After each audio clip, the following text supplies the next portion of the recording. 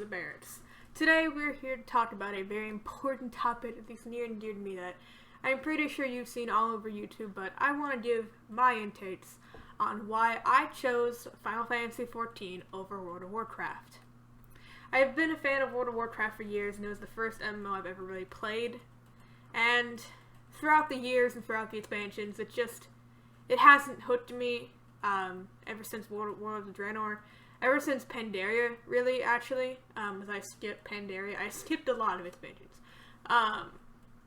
But there were a lot of things that that's been happening in the World of Warcraft that I just haven't really agreed with, and it really hit home once Battle for Azeroth came out. And today I just want to share with everyone why I chose and why I prefer, and I still think to this day, that Final Fantasy XIV is better than World of Warcraft. With Shadowbringers right on the cusp of coming out, it's going into early access tomorrow as the day I'm recording this, and Little Alpha is going to join me in telling you guys all about why I love Final Fantasy XIV over WoW. I've gotten 10 reasons as why I just don't like WoW anymore. So let's start with the main reason, and this is going to be in no particular order. But this first reason is going to be the key reason as to why I prefer 14. The Square Enix developers truly, honestly care. Now, it's not saying to the World of Warcraft developers that they're horrible people, that they don't listen, they don't do any of this. No, that's not what I'm saying. But you can really tell when Yoshi P and his team really do try their best to listen to feedback and give the proper feedback that is needed to make this game, honestly, what it is today. So, because of that, the devs, and this is the biggest example that I can think of from the 14 team the most, is that the developers for Shadowbringers, the team, with the new Viera and Hrothgar races coming out, and they confirmed at FanFest that there wasn't going to be all of the headpieces that the Viera and Hrothgar can wear. There's only to be certain ones, and there was a limit to it. I think at FanFest they said it was going to be around 300 headpieces out of all of the 1,000 plus something headpieces plus the new ones that are coming out with the new expansion. That there won't be. They may be able to wear at 300. Well, the developers of 14, Yoshi P had no idea they were doing this and didn't even instruct them to do this. The developers took their free time to make more headpieces work on the new races.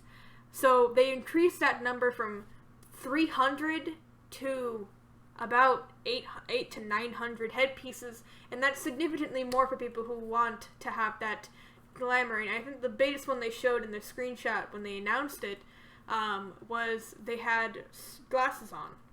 And it wasn't really confirmed that they were going to be able to even wear the glasses.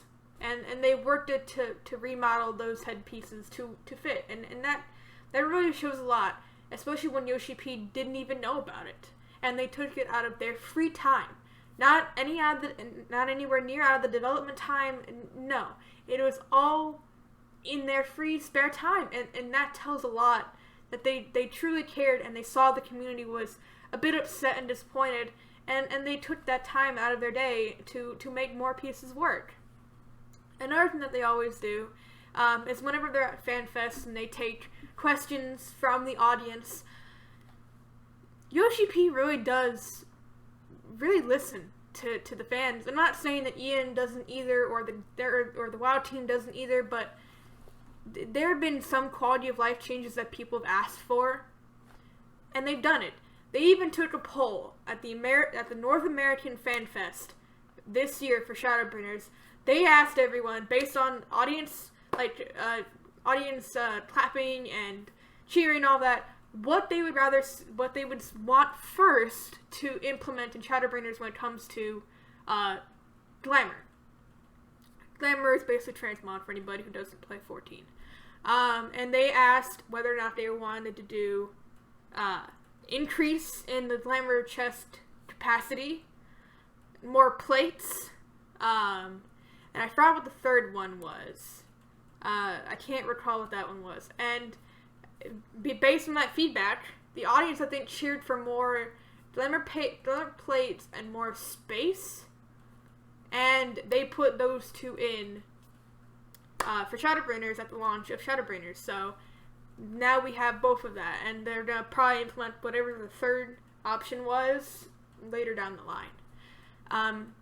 And they also, like, when people come up and ask, there have been, I can't put specifically what it was, but I've been hearing that there have been some questions and quality of life changes that some players have asked at FanFest that actually did get implemented in the game, I think around patch 4.5 or 4.56, 5 before the end patches before Shadowbringers. They listened to the feedback and they listened to what their ideas were, and they really tell them if we can do it or not, and they do implement it after if it is doable, and it's always nice to hear when with WoW it just doesn't feel like they listen, or they even do anything that people have been wanting. They just do the opposite, you know? And the 14 team can really tell you when they screw up. You know, they don't try and hide behind their little, like, PR stuff. They will straight up tell you, hey, we screwed up. You know, 14 1.0, they screwed up. They tell you that now. They even did an interview at, someone did, I think it was IGN or somewhere, did an interview with OCP, and they asked about would they ever bring 1.0 servers back? Kind of how Classic WoW's doing. And Yoshi P just said, he just laughed, and he's like, that'd be a nightmare. And he admits, like, it sucks. It sucks. It really did, and that's why they took it down and apologized for it. Took down Final Fantasy 14, completely redid it into what a Realm Reborn is, into what we have now, and they tell you it sucks. They will admit it, and WoW, they don't even want to admit that garrisons were a bad idea. They don't even want to admit that the war fronts are bad. I think was it war fronts? The instance PvP battle with the other, it's NPCs. I think it's called war fronts. I feel like I'm calling that something completely wrong. But they say it's, the WoW developers, based on statistics, say that it's bad, or that they're not bad, that people are having fun with it because they're obviously doing. Yeah, because you're giving them a gear reward, you're gonna do it. So, I think it is war fronts. It's starting to come back to me. It's all starting to come back to me. But, you know, they admit, oh yeah, it's fun based on data. No, it's not. It's not fun. War fronts are not fun. They're boring. My next reason that I started was when Legion came out, and we didn't have flying. Yes, that's right. I don't like Pathfinder. I hate it. You wait half an expansion to fly. Half of an entire expansion to fly. You have to get rep grinded, you have to explore. I'm fine with exploring all the zones. And in WoD, when they introduced it in WoD, and I hated this in WoD, I never did in WoD, I'm sorry. I meant to say in WoD when they introduced it, not Legion. But in WoD when they introduced Pathfinder, and you had the treasure chests, and some of those treasure chests were a pain in the ass to get, I didn't do it. I eventually did get WoD Pathfinder, but I did not get it when it was current expansion. And rightfully so, because I had to do all this rep grind, I had to do this, I had to do that, I had to do all these 5 different things, which is not a bad thing to say, or to do, but it's tedious. It's just, why do I need to do all of this? While meanwhile, in Final Fantasy XIV, all you gotta do is just complete the zone, because it's zone-based flying. First of all, it's zone-based flying. So, all I have to do is go into the zone while I'm leveling. I complete the main story quests. You get the Aether Turns, which is our way. Aether Turns are basically the way of flying in 14. You have to collect all of the Aether Currents in the zone, and then you can fly when you're done. So basically, the first thing I do whenever I go into a zone, and it's a new expansion, I go and grab all the Aether Currents from the outside world. Then I go to the main story quest, and then I do the side quests that reward the Aether Currents. And they'll tell you which ones that do, because they'll have a little blue exclamation mark telling you it unlocked something. So I do those simultaneously when I'm doing main story quests, and then I have all the zone ones done that I can get, and I get more ones that go through more of the zone, and then after I am done with that zone, I can fly. That is such a better system than how Pathfinder is, where you wait an entire expansion, half of an expansion, you have to grind 3 different reps and get 5 different Pathfinders just to fly.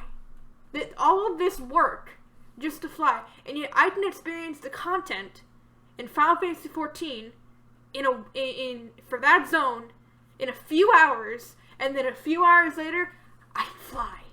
Why can't it be that simple in World of Warcraft? No, we gotta wait an entire half expansion to do it. There was a meme on Twitter, or I followed someone on Twitter, where they were saying how because 8.2 came out June 25th, ironically enough, and 8.2 they can fly. And he said, it took in a half an expansion for people to fly in World of Warcraft, and people in Final Fantasy XIV will be able to fly in a week. Yeah. It gets bad when someone says that, and compares like that, and they're not wrong. They're not wrong.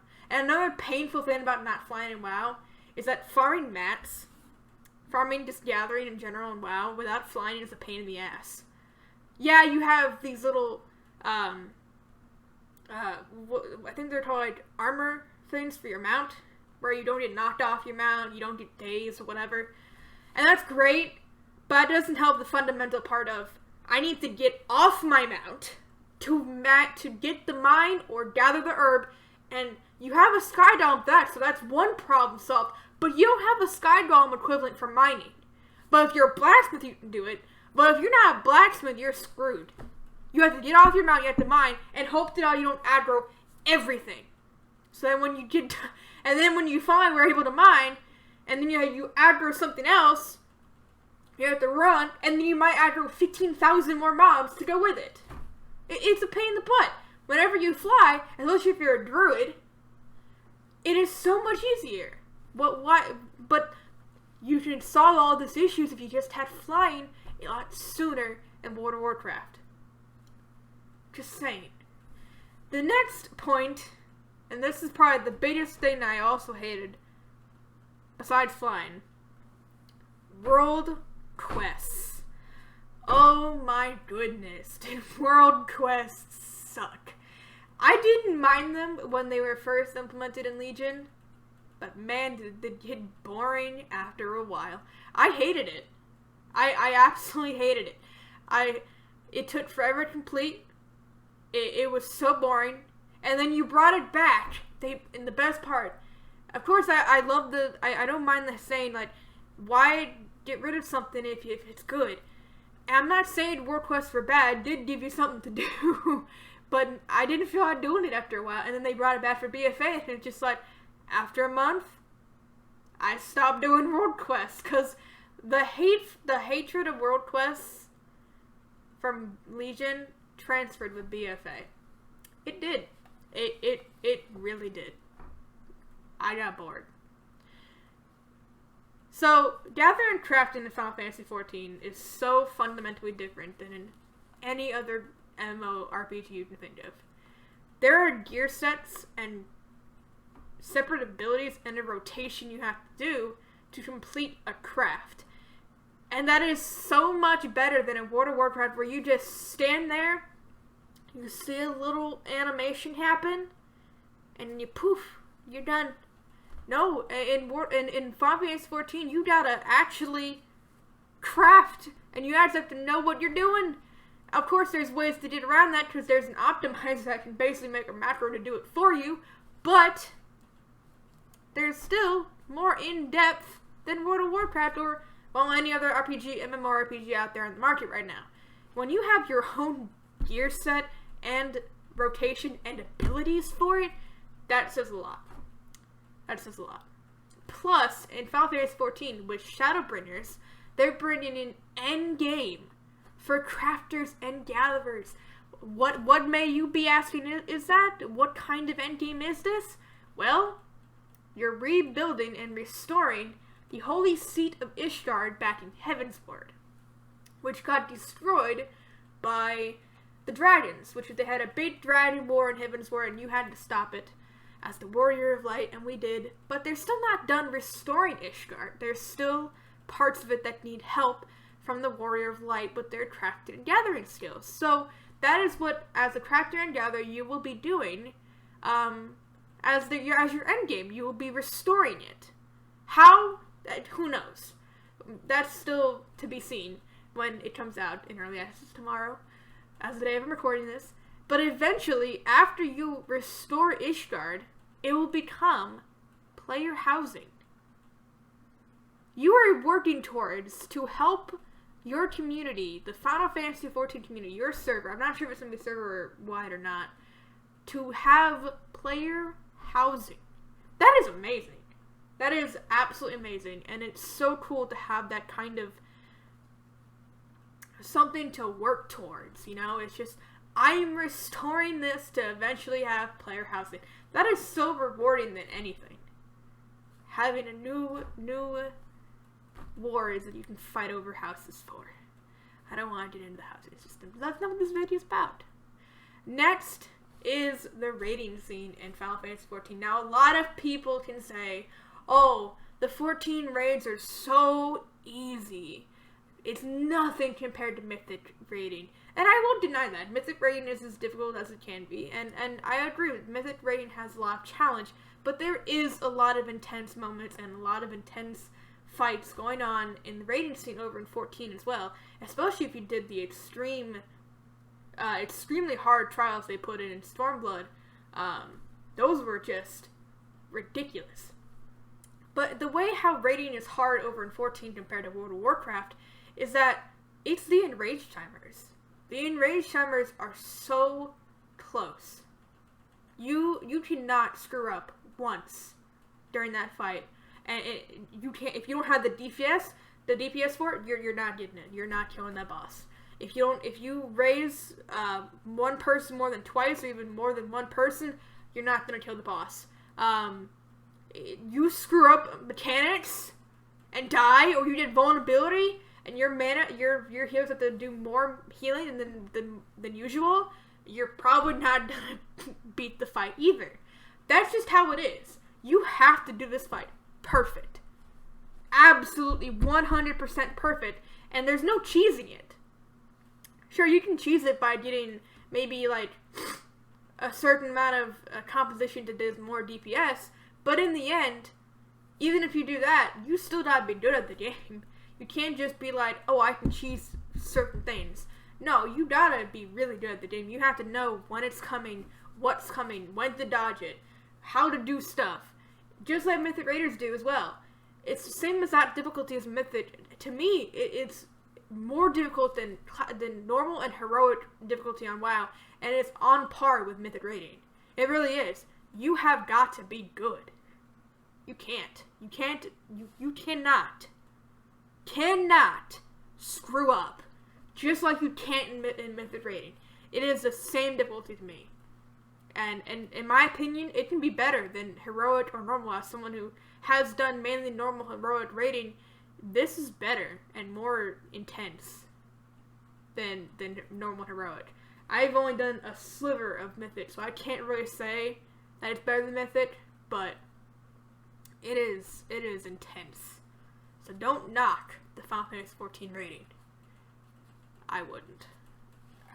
Another thing is just the way the story is told in World of Warcraft. It's not engaging compared to 14. It really isn't. You have cutscenes, they're voice acted, you have characters that you just get attached to, and they just develop throughout the entire story. Compared to World of Warcraft, where there is character development, but a lot of the better character development is in the books. And don't get me wrong, I love the World of Warcraft books. I kind of wish Final Fantasy XIV had a kind of lore book. Not a big general lore book, but like, because they do have that. But more stories. Like, what if I want to hear more about the backstory of Alize and Alphino? Like, what if I want to learn more about that? What if I want to learn more about Minfilia, more than just what they told me in game? I want to witness that. I want to see her, her character develop, kind of how they do in the books. But there are also things that, if there's anything major that happens in Final Fantasy XIV, you see it in game. They will sit you down for a 15-minute, because they are not afraid of that. They will sit you down for a 15-minute cutscene, and they will tell you, be prepared to have a long cutscene. You might want to get some snacks, because you always want to enjoy with some snacks. But you do have a warning, and they will sit you down, and they will let you know, this is all that's happening, and we're not going to put it off-screen like how they did in World of Warcraft with Garrosh's trial. They put that all in a book, and the book was amazing. Don't get me wrong. The book for War Crimes was amazing, but it would have been so much better from going from Pandaria to WoD to have at least seen a little bit of War Crimes in the game to kind of explain to you, hey, this is what happened, and this is how Garrosh, and this is how we got to WoD.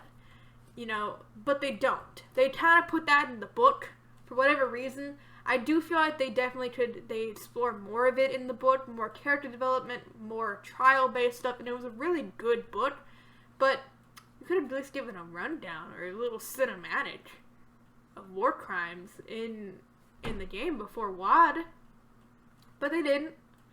And every time an expansion's about to end in Final Fantasy XIV and to go into the next one, you got a good 15-minute cutscene to tell you this is what's going on. And it's also just so much more immersive. Your character is directly involved in all of this. Well, your character is in WoW, but your character isn't really the star of the show. It's more of just like, you're the champion of the Horde, or you're the champion of the Alliance, or you're the champion of your class Order Hall back in Legion. That's just kind of what you were.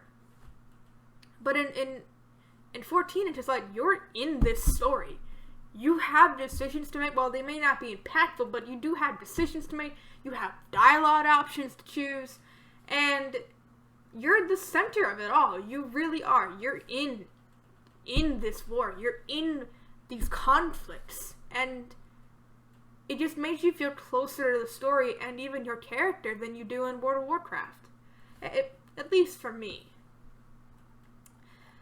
Now, another problem that I always had in WoW, especially when they took away the currency system, was you're so gearing in this game that's just so painfully RNG based. Especially when they took out the currency system. And they put in the awfulness of Titan Forging and War Forging. Now, I'm not sure when they did this. They did this shortly after Pandaria. Maybe it was WoD. They took out currency and put this Titan Forging. I know War Forging came in WoD. I'm not sure about the currency system being gone. But it was, I think around WoD time. It was definitely Legion they had that. But I think it might have been WoD. They took out currency system and put Titan Forging and War Forging. And man, no currency and you're just relying off of pure RNG. It's just absolutely horrible. Absolutely horrible. So, say I'm looking for this weapon, right? I'm looking for this particular weapon that drops in this dungeon because this one is way better than what it was in this raid, right? It's my best in slot. I need this one. I could be running this same dungeon every single day for months and not get a drop. And it's happened. I have seen this happen before to friends, to guildmates, who literally do not get this particular weapon drop or a weapon drop, period, for months. They had my guildmaster. She had this shitty 810 blue piece polar arm as a tank for months. She would run all the Mythic Pluses that drop weapons. She would always do a Mythic Plus at the end of the week to get that chest. And she would do the raids and nothing. No weapon drop ever whatsoever. She would only get them from the world quests. That was it. Only from the world quests. And that's where she got that piece of that one weapon from. But there was no 841. So she was stuck with this for months. And that's just bad. You would have had a currency system in place to make sure you were always working towards that weapon. Or at least a weapon in case your RNG is just not that great. To just be progressing towards something. You know? That's just what WoW doesn't have anymore. It is all RNG based, and you may be stuck with that piece of gear forever. You don't know what you're gonna get one. But in Final Fantasy 14, we still have that currency system. We still have, now they change names every freaking expansion, but they have that currency system. And every time you do a extreme trial, or you do a savage fight in the tiers, you get a currency item from that as well every time you beat the boss. In terms of, for the primals, you get a totem that you can turn in for that primal's weapon or gear set or whatever it may be. And you can turn that in if by the time you get 10 kills and you get nothing that's yours, you can go and turn that in. So at least you're not always wasting your time doing the same fight over and over again, and you're not getting anything out of it. You're always progressing towards that item that you want by getting that currency, and then just turning it in if your RNG is that stupidly bad. And it's the same thing for savage items as well. You get these little books for each savage boss has a different kind of book, and then after 4 books, and you still haven't gotten a piece of gear or the piece of gear you want from those bosses every time you do your weekly clear, you can go turn that in for the piece of gear you want. So, at least in 14, between all the currency systems they have, you are always working towards some sort of piece of gear if your RNG is currently that bad. Unlike in WoW where you don't have that. It's just pure RNG, and you have the possibility of proccing Titan Forge or Warforged on top of it. It's just RNG, and I just don't like it anymore. I got pissed off with it. I think the best part about 14, and this is the biggest reason why I love 14 the most, I think everyone can agree with me, you can do everything on one character. I can craft, I can have all the gathering classes, all the crafting classes, all of my classes on one singular character. I don't have to go through the entire leveling process all over again.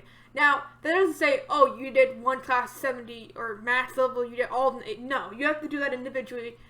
But you don't need to go through all umpteen zones to get to 120 in World of Warcraft, and then you still gotta get that gear ready and stuff like that. No.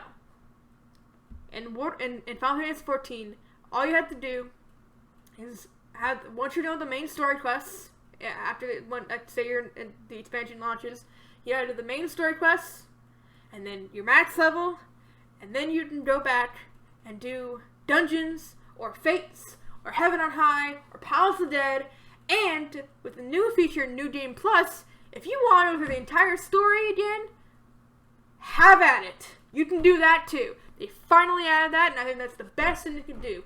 You want to go through the main story quest again and relive the story moments? Yes, do it. That's another way to level your character, and it's exactly like starting a whole new character again. But you don't have to go through all those 120 levels. You don't. And you don't have to go through all those zones over and over and over and over and over again. The New Game Plus system is completely optional. If you want to level by dungeons and fates and Heaven on High and Palace that you've been doing for the past few expansions and few umpteen years until they add this feature, have at it. It's just a feature you can choose if you want to relive the story again and have another way to level your classes to max level. That's all it is, and I think that's great. And I just cannot stress this enough. Having everything on one character is so nice. I don't need to level an alt. I can just dedicate every waking moment to doing something on my main character. and I don't need to worry about it. And I love that. I think that's the best part about Final Fantasy 14 is that just having no alts is just amazing. I don't have to keep track of 15,000 alts just to play a different class. All I gotta do is boop, press a button. I'm already playing that class that I want to try out. I love that. Having that option is great.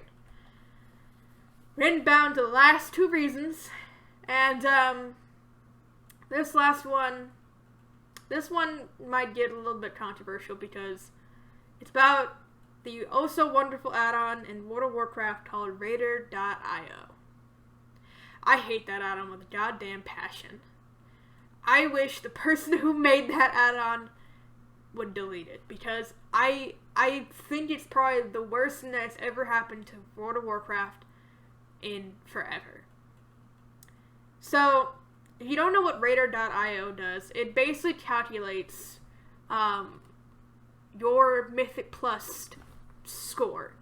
And what kind of factors into that score, and it's basically this in a nutshell, is just how many you've done. That's it. It doesn't accumulate anything else. That score is just how many you completed on time. That's it. People say it accumulates, like, how you can, like, it has the data about how you died to certain mechanics in the Mythic Plus and blah, blah, blah, blah. But in the end, it just calculates how many you've done. That's really it to me. If it calculates more into that score, hey, great. But to me, just like, you don't do that many Mythic Pluses, guess what? You're not getting into a pub group, because all they ever asked for is to have a certain rating for Raider.io. And what does that mean? Well, for me, who has a job and has other things to do and maybe doesn't want to grind Mythic Pluses every damn day of my life, I won't have a high enough Raider.io score to get into a group to complete my weekly my weekly cash for 10. When I was playing that game, I got denied for 10s every fucking minute. It was so rare for me to find someone who wasn't looking at Raider.io. And if I didn't get into that group, I was never going to make it into into my cash. And you could say, oh, but you could have friends who you could do it. Well, it'll lead into my last point pretty quickly, but my friends aren't always on, and I need something to do outside of world quests and raiding. And that's Mythic Pluses. But if you have this Raider.io and you're basically locking you from doing it because no one's going to accept you, guess what? You're not going to be doing Mythic Pluses. Because that's what anyone always looked for, and it pissed me off. It has divided the community so much better than it has helped. If you think that it has helped, hey, that's great, but I can be a skilled player, have good gear, know what I'm doing in the Mythic Plus, know the dungeon, know the fights. But if I don't have that Raider.io score at a certain score minimum that this group's looking for, I get automatically denied, and I think that's stupid. It was great in Legion when we didn't have Raider.io. I could join groups easily. As long as I had the minimum level they were looking for, I could join groups easily and get through a Mythic Plus. Nowadays, with Raider.io, I couldn't get into a group. And that leads me into my last point, is that I had nothing to do in World of Warcraft. Between world quests getting boring, I couldn't do Mythic Pluses because nobody would accept me, and outside of raiding, what was there to do? I could gather. That's a pain in the ass without flying. You can't fly? I lost my interest to farm. I lost my interest to farm and craft and gather. PvP, that was a pain in the ass unless you got someone to do it with, and you may not always have someone to do it with, or you may not feel like it because out of all of the stuff you can do, what is there to do? I'd go farm mounts. Cool, that got me a little bit of enjoyment. Still didn't get them out. I could go transmod hunting, but I got all the good transmod I want. I had nothing to do in the end. Between all the reasons that I've listed and having just nothing to do, and I come to 14, I can do my roulettes, I can level, I can craft and gather and actually have fun doing it. Besides the occasional rage when I get to 98% craft and I don't complete it and I don't get high quality. I can go play in the gold saucer if I want. Go farm some MGP to get a mount if I want. And I can PvP. It sucks PvP because I don't like PvP in that game. But I can do it if I feel like it. But the main part is that I feel more engaged in 14 than I ever do in WoW. And a lot of the systems that BFA has brought, or lack thereof, I just couldn't do it anymore. And it took Battle for Azeroth, and it took Shadowbringers coming out to finally realize Final Fantasy XIV is my home. I don't want to go back to World of Warcraft. They didn't come out with a new expansion, a new patch, and I still wouldn't want to go back because why would I ever? My whole channel, my whole brand has been apart. The whole reason why I started content creating is because of the fact that I loved Final Fantasy XIV. And I wanted to share that with people. And I have, and I am doing that. And I'm doing it now. And I'm not saying that World of Warcraft is a bad game. It's just not for me anymore. The developers haven't shown that they love the community as much as the 14 developers do. While World of Warcraft devs haven't changed anything from Legion to BFA besides a few things with Azerite and that broken system. But more than anything, the fundamental stuff was carbon copied from Legion. When Shadowbringers, you have so many new features. A whole new story to go through. New races, new everything coming with Shadowbringers. And you just look at BFA and it's just like, what was new? Sure, the story and the zones. But you still had world quests. You still had world quests. And all they had that they introduced was Warfronts, and that was a bore. It was just bad. The whole point of this video is to just show you guys that 14 isn't a bad game. Try it. If you were a WoW refugee, by all means, come try it. There is nothing stopping you. There's a free trial, and there was, even back in February, they had a whole Prime thing where you had Twitch Prime, you got a Realm Reborn for free, and you got 30 days. And then later, they had Heaven's Ward for free until 27th to get you ready for Shadowbringers. There's just so many things. And if you can just get over the hurdle of the lower GCD, the lower global cooldown, and you can get through that, and you'll have a fun time in Final Fantasy XIV. It's a ball, and I really do feel like Final Fantasy XIV is more of a home than WoW ever was. This is my MMO that I want to play, and this is the MMO that I'm sticking to. And I hope you guys are looking forward to Shadowbringers as much as I am. As the day I'm uploading this will probably be the release date of Shadowbringers, and I'll be streaming it over on my Twitch channel. I will be also creating content over on this channel here on YouTube. More Commander Logs like this, and kill videos with my static, and just overall, I plan on doing another Commander Logs just like this one. And doing my impressions of Final Fantasy XIV Shadowbringers, and just giving you my overall thoughts and what I'm looking forward to in terms of rating and other content coming to it in story.